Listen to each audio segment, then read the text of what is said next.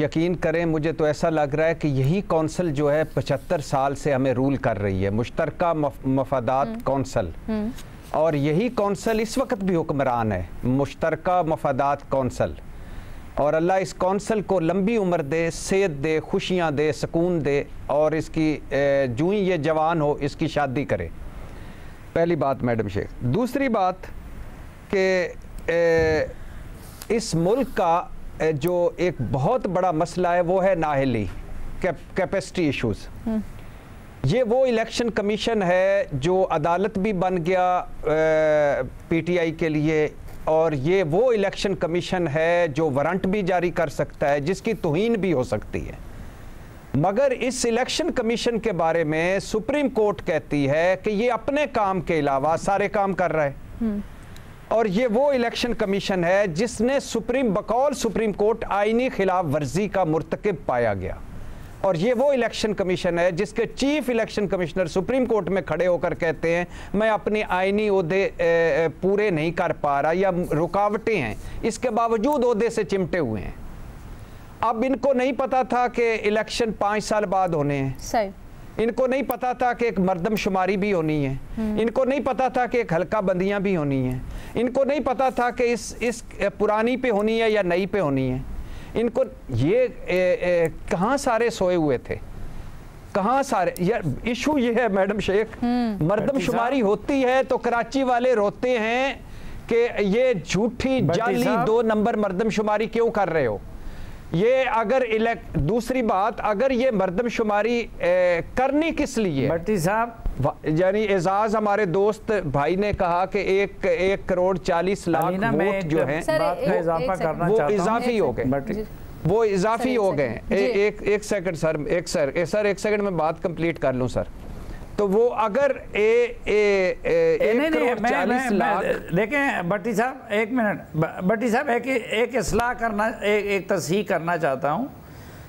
जहाँ तक मज़हर अब्बास साहब और एजाज भाई बैठे हैं ये बेहतर समझते हैं, लेकिन मर्दमशुमारी कराना इलेक्शन कमीशन की ज़िम्मेदारी नहीं है। मर्दमशुमारी करने या न करने का फ़ैसला करना हुकूमत की ज़िम्मेदारी है, और फिर उसको कराना इदारा शमारियात की ज़िम्मेदारी है। वो जब नोटिफाई हो जाए तो हल्काबंदियाँ कराना इलेक्शन कमीशन की ज़िम्मेदारी बनती है। तो ये जो गफलत हुई है वो इलेक्शन कमीशन की नहीं है, वो हुकूमत की है कि उसने ताख़ीर कर दी। जी आप बाकी बात जारी रखें। भट्टी साहब। मैडम शेख नहीं कोई बात नहीं। मैडम शेख, बात यह है कि इलेक्शन करवाना किसने है? इलेक्शन कमीशन का काम क्या है? इलेक्शन करवाना। ये तो काम नहीं है ना कि उसका इधर मुकदमा भेज दो, उसका इधर मुकदमा भेज दो, उस पे आंखें बंद कर लो, उस पे खोल लो, डस्का पे कर लो, यूसुफ रज़ा गिलानी के बेटे की ऑडियो वीडियोस पे छोड़ दो। ये तो नहीं है ना इलेक्शन कमाना, इलेक्शन करवाना। मर्दमशुमारी किसने करनी है? हल्का बंदियां किसने करनी है? अच्छा इससे आगे आ जाएं, इसको छोड़े पड़े। अच्छा 2 सूबों का इलेक्शन हो गया जी, 22 अरब का पैसा नहीं था, इस वजह से डिले हो गया। भाड़ में सुप्रीम कोर्ट के फैसले गए भाड़ में, और अच्छा, और ये बाकी सारी आइन कानून इखलाकियात मंतक गए भाड़ में।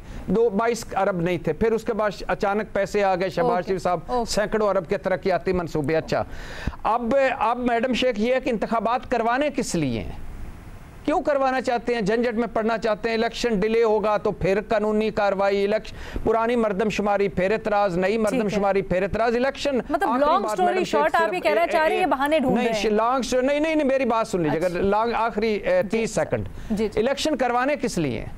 शहबाज शरीफ साहब के भाई नवाज शरीफ साहब को वजीर आजम बनाने के लिए, तो वो कोई इकट्ठ कर ले और उनको वजीर आजम बना दें। इलेक्शन करवाने किस लिए? बिलावल भुट्टो को वजीर आजम बना ले, तो इकट्ठ कर लें, एक स्टेप तरक्की दे दें।